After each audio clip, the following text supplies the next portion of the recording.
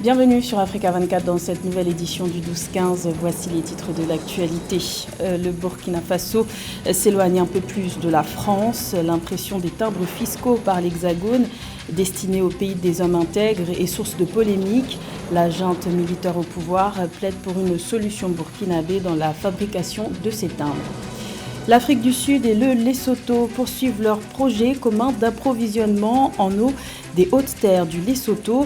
Cette initiative mutuelle pour renforcer l'approvisionnement en eau et en électricité entre dans sa phase 2, alors que plusieurs municipalités sud-africaines sont confrontées à des pénuries d'eau.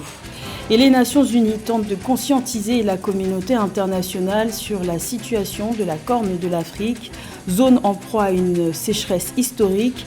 2,4 milliards de dollars ont été récoltés à l'issue d'une conférence organisée par l'ONU. Ces fonds apporteront une aide à environ 32 millions de personnes vulnérables. Mais tout d'abord, c'est une journée à haut risque qui est prévue ce vendredi à Dakar. Dans sa déclaration du 24 mai, depuis Ziguinchor, commune dont il est le maire, l'opposant sénégalais Ousmane Sonko annonçait vouloir marcher sur Dakar à la tête d'un convoi populaire. Le convoi annoncé n'est pas parti jeudi, il devrait donc partir ce vendredi. Suite à ces propos, le gouvernement a réagi en promettant de la fermeté face à toute tentative de trouble à l'ordre public. Rappelons que Ousmane Sonko, candidat déclaré à l'élection présidentielle de 2024, est accusé de viol. Lui dénonce un complot contre sa personne. Dans ce procès, le procureur de Dakar a requis 10 ans de prison. Le délibéré est fixé au 1er juin. Ce rendez-vous judiciaire fait craindre de nouvelles tensions.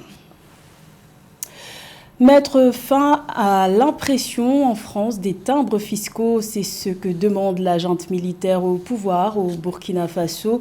L'externalisation de cette marque destinée à prouver le paiement d'une taxe par un administré est source de polémique. Le chef de l'État, le capitaine Ibrahim Traoré, a récemment demandé une solution burkinabé pour la fabrication de ces timbres.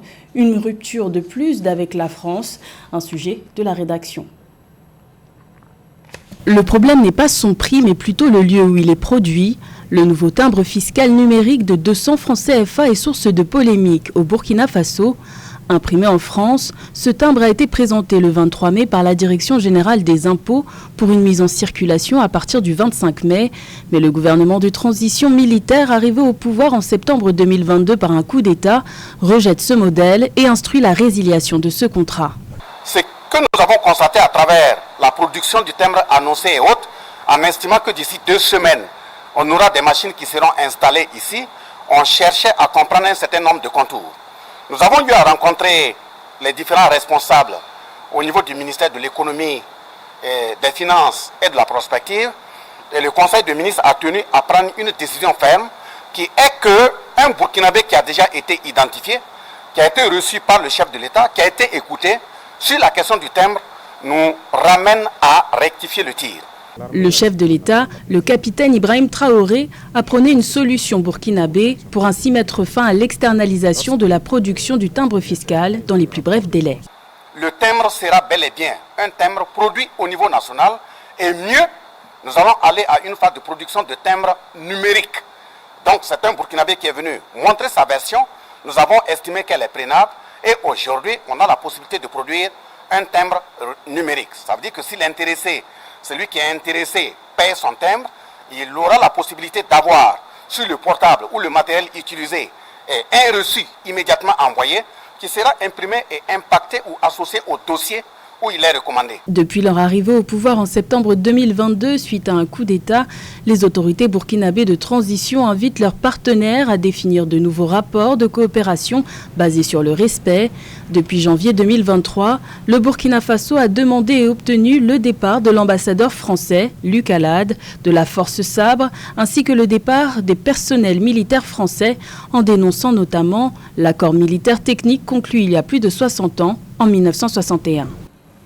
Également dans l'actualité au Tchad, le président de la transition, Mahamat Idriss Déby, a signé le 24 mai Un décret accordant la grâce présidentielle aux derniers manifestants arrêtés lors de la répression sanglante du 20 octobre dernier, tel qu'ils s'étaient engagés à le faire. Cette grâce présidentielle concerne une soixantaine de personnes condamnées de 18 mois à 5 ans de prison pour notamment participation à un mouvement insurrectionnel ou attroupement non autorisé. Toutefois, selon la défense, au moins une dizaine de personnes auraient été oubliées dans cette grâce présidentielle. Parallèlement, 11 autres personnes condamnées pour un coup d'État déjoué en décembre dernier, selon les autorités tchadiennes, ont également été graciées. Notons que ces libérations surviennent après la grâce présidentielle accordée à quelques 260 condamnés fin mars 2023. Le bilan du conflit armé au Soudan, qui sévit depuis le 15 avril dernier, prend de l'ampleur. Plus d'1 millier de morts et au moins 300 000 réfugiés ont été recensés. Les violents affrontements aggravent la situation humanitaire déjà précaire, alors que la trêve, qui entre dans son 4e jour pour permettre l'acheminement de l'aide humanitaire, n'est pas respectée. Le point dans ce sujet de Kamesh Katapoulé. Un regard empreint de mélancolie. Avec ses 4 enfants, Awaye Ibrahim est venu trouver refuge au Tchad, loin du conflit qui perdure au Soudan. Depuis plus d'1 mois déjà, les combats font rage dans la capitale Khartoum, des violences qui se sont étendues à la région du Darfour à l'ouest, où Awaye Ibrahim s'est retrouvée veuve. Les miliciens sont entrés chez moi. Ils ont tué mon mari et blessé mon fils. J'ai aussi été torturée, alors j'ai fui et je suis venue au Tchad. Mes agresseurs m'ont frappée avec un bâton et jusqu'à présent, mon oreille gauche ne fonctionne pas, donc je n'entends pas bien. J'ai fui avec mon enfant blessé, je l'ai porté sur mon dos. Nous n'avions même pas d'âne pour le transport. J'ai dû abandonner mes autres enfants. D'autres personnes les ont amenés ici. Ce lundi 22 mai, une nouvelle trêve humanitaire est entrée en vigueur après des négociations tenues en Arabie Saoudite entre les 2 parties en conflit. Un cessez-le-feu d'1 semaine, mais qui n'est globalement pas respecté sur le terrain. Si l'intensité des violences aurait quelque peu diminué pendant 2 jours à Khartoum, des habitants rapportent une reprise violente des affrontements ce mercredi. Et alors que les combats persistent, l'ONU et ses partenaires tentent d'assurer la réponse humanitaire, aussi bien au Soudan que dans les pays voisins. Nous avons sonné l'alarme à l'échelle internationale. Nous avons publié un nouveau plan de réponse humanitaire et avons appelé le monde à aider financièrement, à aider les gens. Selon les Nations Unies, plus de la moitié de la population soudanaise a besoin d'une assistance humanitaire, soit environ 25 millions de personnes. Pour assurer leur prise en charge, un financement de 2,6 milliards de dollars est nécessaire. Le Lesotho et l'Afrique du Sud ont procédé le 23 mai au lancement de la phase 2 du projet d'approvisionnement en eau des hautes terres du Lesotho. Une fois achevé, ce projet devrait permettre à l'Afrique du Sud, confrontée à des pénuries d'eau dans certaines communes, de sécuriser l'accès en eau et au Lesotho de produire plus d'électricité. Plus de détails avec Joël Ballot. Le Lesotho et l'Afrique du Sud ont lancé mardi 23 mai 2023 la phase 2 du projet d'approvisionnement en eau des hautes terres du Lesotho. Le Lesotho Highland Water Project est, selon le président sud-africain Cyril Ramaphosa, le plus grand investissement en infrastructure auquel l'Afrique du Sud ait participé en dehors de ses frontières. La composante de transfert d'eau de la phase 2 comprend notamment un barrage en enrochement bétonné de 165 mètres de haut à Poliali, un tunnel gravitaire de 38 km qui reliera le réservoir de Poliali au réservoir de Katz en Afrique du Sud. Ce projet est un bon exemple de collaboration publique-privée pour construire des infrastructures publiques clés. La plupart des quelques 40 milliards d'euros de capital requis pour la phase 2 seront levés sur les marchés financiers sud-africains par la Trans-Caledon Tunnel Authority. L'eau que l'Afrique du Sud reçoit du Lesotho augmente le système intégré de la rivière Vaal qui alimente en eau le Gauteng et ses environs. Le lancement de cette nouvelle phase intervient à un moment où les municipalités sud-africaines sont confrontées à des pénuries d'eau. Aussi, une fois cette phase achevée, plus de 400 millions de mètres cubes d'eau s'écouleront chaque année du cours supérieur de la rivière Senkou au Lesotho jusqu'au barrage de Val en Afrique du Sud. En tant que pays africain, toutes nos ressources en eau sont interconnectées. L'Afrique du Sud partage 60% de ses ressources en eau douce avec ses voisins. Nous nous engageons donc dans une collaboration multilatérale transfrontalière pour garantir que les ressources en eau partagées soient utilisées au profit de tous. La phase 2 de ce projet devrait s'achever en 2027. À l'issue de ce projet, l'Afrique du Sud pourra sécuriser son accès en eau et plus de 85 000 personnes du côté du Lesotho bénéficieront d'un impact positif sur les activités de développement communautaire et la croissance du secteur privé grâce à l'amélioration des infrastructures. Les Nations Unies tentent de conscientiser la communauté internationale sur la situation de la Corne de l'Afrique, zone en proie à une sécheresse historique. Une levée de fonds a été organisée le 24 mai aux États-Unis. Le but était de récolter 7 milliards de dollars pour aider les populations rurales de cette partie du continent. Mais à l'issue de cette conférence, 2,4 milliards de dollars ont été mobilisés. Le point avec Samantha Saberou-Saboubanga. Pour éviter la catastrophe qui menace des millions de personnes, en Éthiopie, au Kenya et en Somalie, le secrétaire général des Nations Unies, Antonio Guterres, a appelé les bailleurs de fonds à agir en urgence. C'est lors de la conférence qui s'est tenue au siège de l'ONU à New York le 24 mai 2023 que le chef de l'ONU a lancé une collecte de 7 milliards de dollars pour cette région de l'Est de l'Afrique. Ces fonds demeurent toujours insuffisants et elles renvoient à plusieurs questions qui sont pour moi essentielles et fondamentales. Premièrement, c'est quel monde dessinons-nous pour l'avenir sur les questions aujourd'hui qui sont essentielles, à savoir les questions environnementales, écologiques, et de savoir si cela ne relève pas finalement de la responsabilité de la communauté internationale et du concert des nations.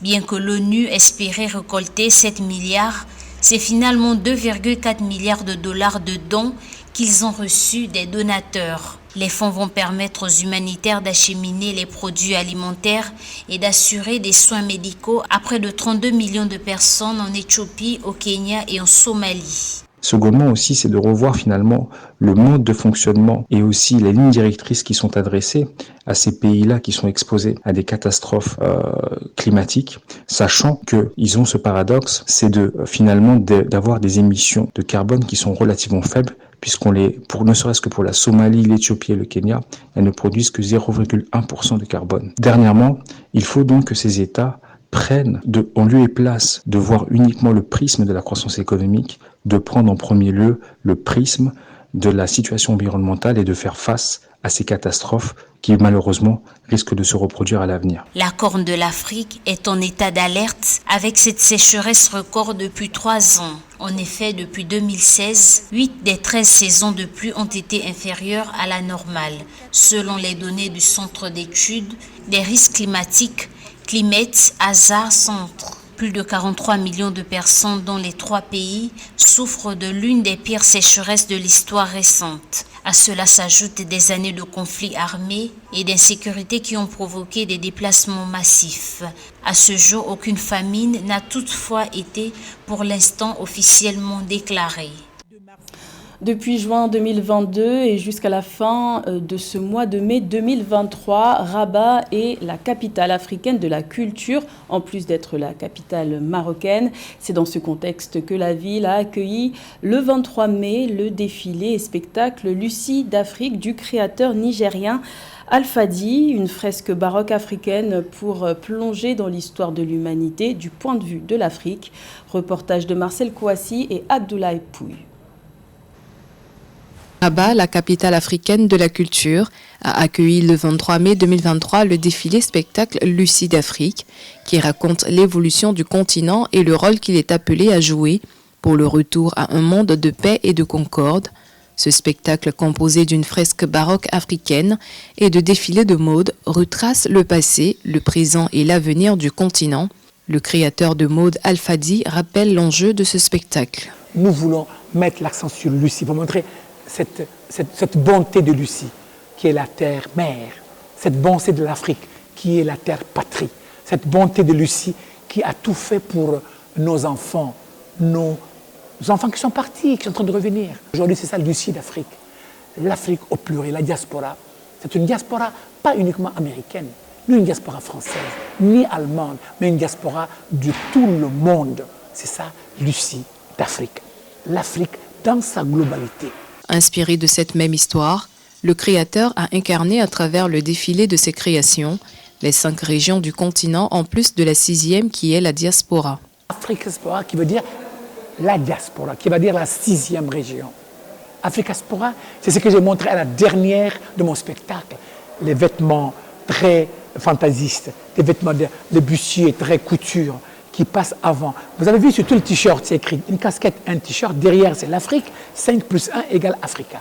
C'est une manière de montrer que l'Afrique est 5 régions du Nord, l'Afrique du Sud, l'Afrique de l'Est, l'Afrique australe et l'Afrique de l'Ouest, et montrer que plus la diaspora, ça fait 6. Donc ça veut dire que l'Afrique diaspora est un nom qui est sorti, qui permet à ces grands conteurs, à ces grandes personnalités qui étaient là, qui ont des voix sublimes, qui sont battues pour le continent africain, de dire que notre 6e région est là, il faut l'aimer, il faut l'accompagner. Cette soirée récréative a été clôturée par un spectacle musical composé de plusieurs artistes du continent, notamment l'artiste marocaine Fatima Laharoussi et l'artiste ivoirien Mewe. À noter que Lucie est l'un des fossiles d'hominodés les plus anciens découverts en Éthiopie en 1976 et est estimé avoir vécu il y a environ 3,2 millions d'années. Dans le reste de l'actualité, à la page sport, la Gambie, vice-championne d'Afrique, catégorie U20, est parvenue à se qualifier pour les 8e de finale du mondial des moins de 20 ans ce 25 mai. En battant la France 2-1 lors de son 2e match en Argentine. C'est sur ce même score que la Gambie est venue à bout du Honduras le 23 mai lors de son 1er match. La Gambie est donc la 2e équipe africaine à se qualifier après le Nigeria. Les jeunes scorpions gambiens affronteront les Sud-Coréens pour viser le maintien en pole position dans le groupe F. C'était le journal de la rédaction. Merci de l'avoir suivi. L'information continue sur Africa 24.